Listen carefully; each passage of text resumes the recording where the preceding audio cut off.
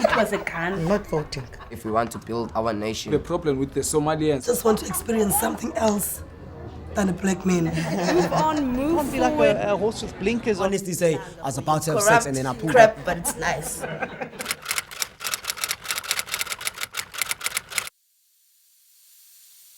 I am 32 years of age today, and I've never had my father actively involved in my life. My name is Nozipho Wati. I'm from Alexandra Township. I'm a mother of 4. My name is Akoina Petla. I live in Naledi. I'm a mother of 3 kids. My name is Richard. I'm one of the people who's not living with my children, all of my children. I have 3 of them. Growing up, I always thought that my mom didn't want me to have a relationship with my dad. But when I met him, it turned out that he had all the resources to, and he just chose not to be actively involved in my life. I'm a mother of 3, and my baby daddy just passed away on 2016. Yes. I am divorcing with my husband. We're in the process of a divorce, and somehow he decided to also divorce the kids and not be part of the kids and not raise them. When I got my firstborn with my previous, in my previous relationship, there was 2 kids in that relationship. But when we depart, I never left those kids because of, anyway, I contributed a lot in making sure that they have a father figure. Even today, they're still calling me a father. I cannot force him to look after the kids. He knows he has kids. He knows he left 4 kids in the house that need to be fed, that needs to be looked after, that needs simple thing as a hug and to be checked on. So I cannot force a person to take responsibility on something they created. Why do parents have to go through an exercise where they raise children by themselves, where they have to ask the other parent to be there financially, emotionally, and physically? It could be one of the children's birthday and I can't buy them a cake. And they would ask, but mom, dad is working, why can't he buy me a cake?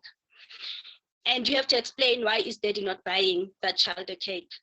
Firstly, I was like reluctant to go to the court, to the maintenance court.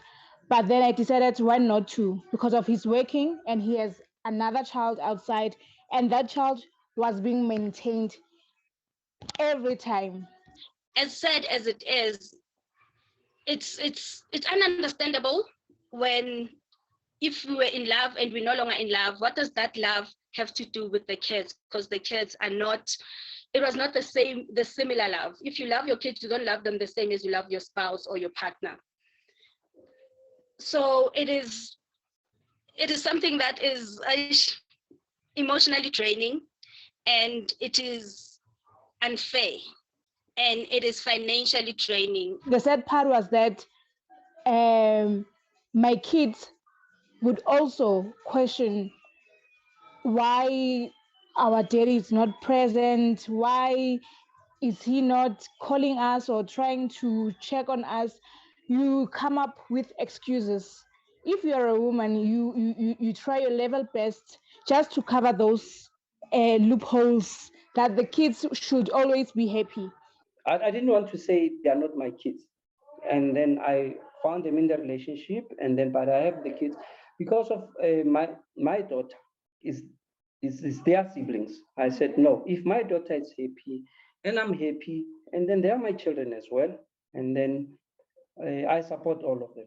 That is what the responsibility, I said, I would take that responsibility to support all of them. Oh, you find only 10% who are willing to maintain their kids without even being reminded to maintain their kids. And remember, we said, even if it's not about money, but your presence means a lot to your kids. And if the communication was good between the two parents, probably even the Papgeld calls wouldn't even exist because of the communication between the two parents. It is existing, but I think again it's a problem of communication breakdown. when it comes to Papgeld, we have been taken to court, we males. We have been taken to court for not taking care of that. Now, in the mentality, it's say, who exactly must take care of the kids? I think it's both of us. But what I want to say is that males, most of we fathers, we take more responsibility in supporting the children. That is why we are taken to the court for maintenance and so on. When it gets to the court and then it says, oh, okay, because of things, if somebody don't want to support the children and so on, said, okay, how do I make sure that it's my child? And you look at the mother is not working, the father is working. When you say we rather have a paternity test, then the court would say, then that would be both of you must come together and pay for the paternity test. And I know that I can afford the paternity test, but the mother of my children cannot afford. That will drag the process. When it drags the process, that is where the kids are starting to suffer. Children are suffering, and then because of there is no maintenance which is being paid along the way while we're waiting for what? For the paternity test. Now, I think that is the other thing. And again, we can't say, force anyone to say you have to pay the maintenance. Why did somebody is not sure of the DNA if the child is his? Let's say I decided, okay, I'm gonna pay. After the paternity test and says the result comes negative, it's not a child. What will happen after that? So mine, it was a bit of a case that was going from north, south, east, west. It was like it was a mess. It was a mess to such a point that he ended up getting sick and he passed on later. So we didn't get anything.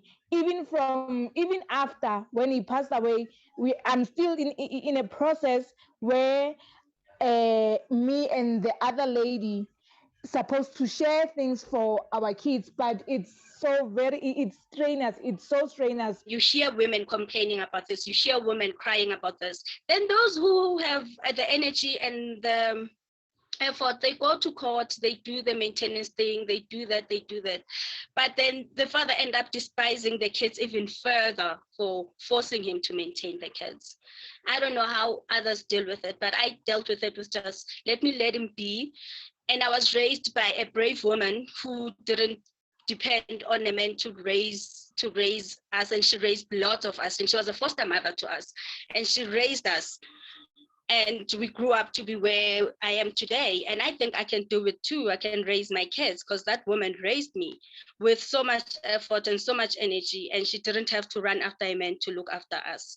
So I guess I took after that.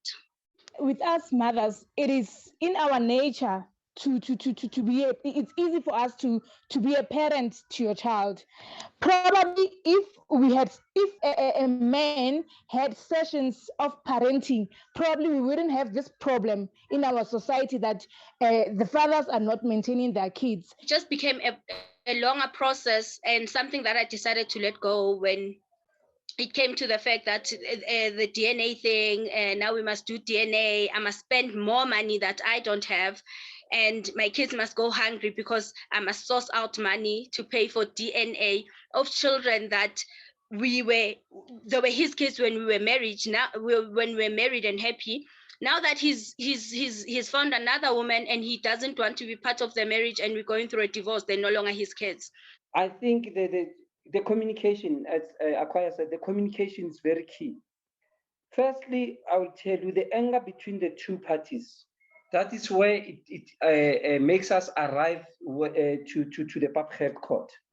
First, we separate myself and the mother's child, and then there's the anger between the two. One, either the anger would say that, other one would say, the mother would say, yeah, what I will do, he will not see his child and what so on. And then in return, we retaliate by not paying Papgeld. But in other words, we don't see that, we don't retaliate to the mother, but we retaliate to our own children. To tell the truth, the court is actually equal to whether male or female, because even there are instance cases where fathers go and claim maintenance, especially if you find that the father is not working and the mother is working. Maybe there is cases where you find Uguti, the mother gets married and she leaves the child with the father. Now she's in her new marriage and she doesn't take the child with her, or she leaves the child with the grandparents. The father can then go and claim maintenance. It's just that it is the mentality that has been created that only women go and claim maintenance. But in the eyes of the law, anyone can claim maintenance in the best interest of the child, because the law usually looks at the best interest of the child. For me, it takes a village to raise a child. My neighbor's child, if does not have bread and I have enough, then I am willing to buy for them. Then if we can take in that mentality, then it will help to say, oh, anyway, I can support. And then if it becomes negative, it's fine. The child got something along the way. But others won't take it the way I'm taking it. They would say, oh, I'm supporting the child for Richard. No, I rather wait for the DNA. Now the DNA says negative. But what if the DNA comes and say it's positive? Would you be able to cover the areas which you have left not supporting your own child? He knows where he left them. He knows where he left the kids. He left them in his house. The kids are still there. I am not preventing him from seeing the kids. It would be wrong of me from preventing him from seeing the kids or doing anything from the kids. But the person chooses to not be part of the kid's life and chooses at war with not only me, but with also the kids. So I just decided to let it go. It was a long process for me. It was emotional process, and I realized which I'm just gonna go back to be depressed again and go through depression and not be a good mother that I'm supposed to be if I continue with the maintenance court. So I just let it go. For me, as a child that has been affected in all of this, the stress still continues because my dad is around 74, and I know that one day he might leave this world. Firstly, I'm not sure if I'll be allowed in that funeral. I'm not sure if it's the right thing to do. Maybe in an event where I'd bump into him, I'm not even sure what I'm going to say to him. So these things do affect us in so many ways, and it just never leaves you, because bottom line, it's that is a parent that is absent. So what I've concluded from my experience is that I think if you love your child, no one will have to take you to court to support that child.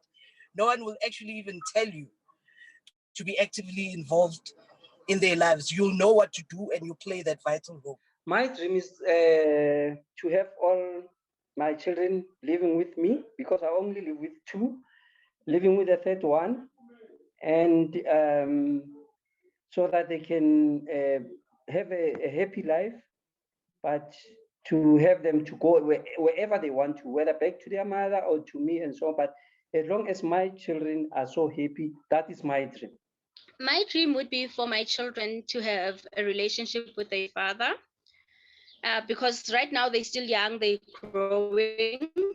I wish he would come back, because he is a good father when he is in his senses of being here. My dream for now is that I raise responsible boys, because I have only boys, and then they will just take responsibility of their actions, no matter what no matter what transpires.